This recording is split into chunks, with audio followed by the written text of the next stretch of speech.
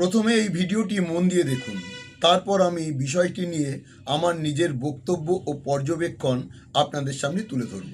दुनिया के 270 करोड़ लोग आज भी नहीं जानते कि बालों की सही केयर कैसे करनी है। बस एक बाल निकालो, एक गिलास पानी में डालो।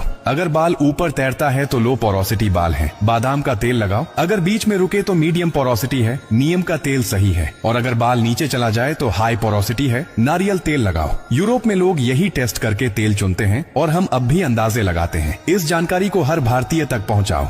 অনেকেই দাবি করেন যে একটি চুল জলে ফেলে তার পোরোসিটি বোঝা যায়।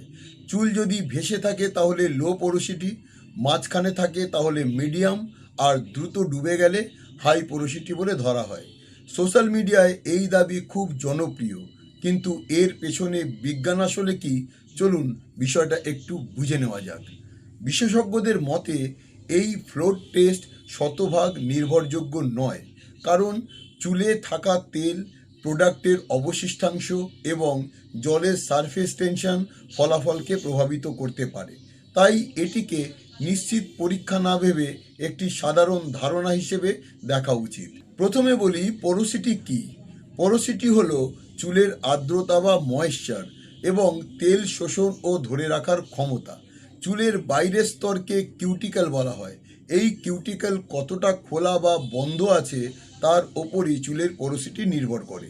চুলকে জলে ফেলে যে পরীক্ষার কথা বলা হয় তাকে ফ্লোট টেস্ট বলা হয়, কিন্তু চুল বিশেষজ্ঞ বা ট্রাইকোলজিস্টদের মতে এই পরীক্ষাটি চুলের পোরোসিটি নির্ভরযোগ্যভাবে নির্ণয় করতে পারে না, কারণ চুলে থাকা তেল, ময়লা, বিভিন্ন হেয়ার প্রোডাক্টের অবশিষ্টাংশ এবং বাতাসের বুদবুদও ফলাফলকে প্রভাবিত করতে পারে।